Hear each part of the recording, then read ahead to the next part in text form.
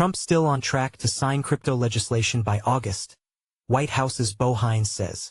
The senior presidential aide also defended the Trump family's crypto ties. Toronto, despite a recent setback, U.S. President Donald Trump should be able to sign stablecoin and market structure legislation before Congress goes on break in August, said White House official Bo Hines on Wednesday.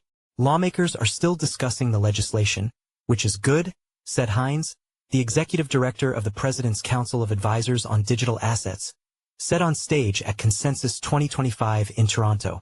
Negotiations are ongoing, he said, but I remain steadfast in my optimism that we're going to achieve. The President's desire is to do it, but stablecoin legislation and market structure legislation before the August recess. Still, he acknowledged that the legislative process was evolving. Hines said earlier in the day that Trump's crypto ventures, as well as the President's family's tie-ups, did not pose any conflicts of interest.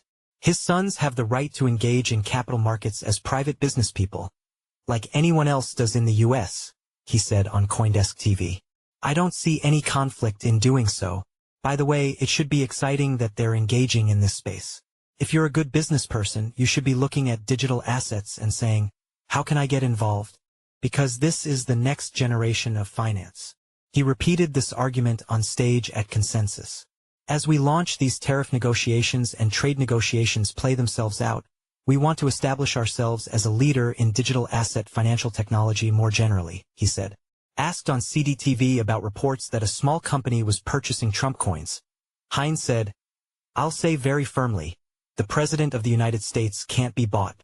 The White House and members of its working group are still working on a strategic Bitcoin reserve, Hines said on stage.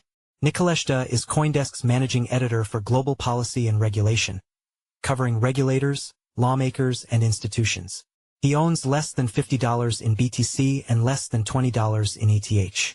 He won a Gerald Loeb Award in the beat reporting category as part of CoinDesk's blockbuster FTX coverage in 2023, and was named the Association of Cryptocurrency Journalists and Researchers Journalist of the Year in 2020.